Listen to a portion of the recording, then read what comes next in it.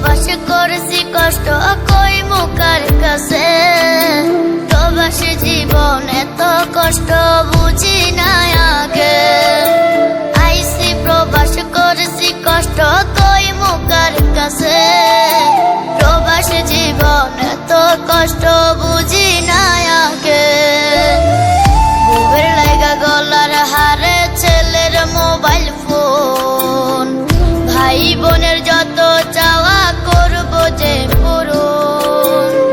সুখের লাগা ছাড়লাম রে দেশে, ছাড়লাম বাড়ি ঘর, কপালে মোর জুটলো না সুখ সারা জনম ভর।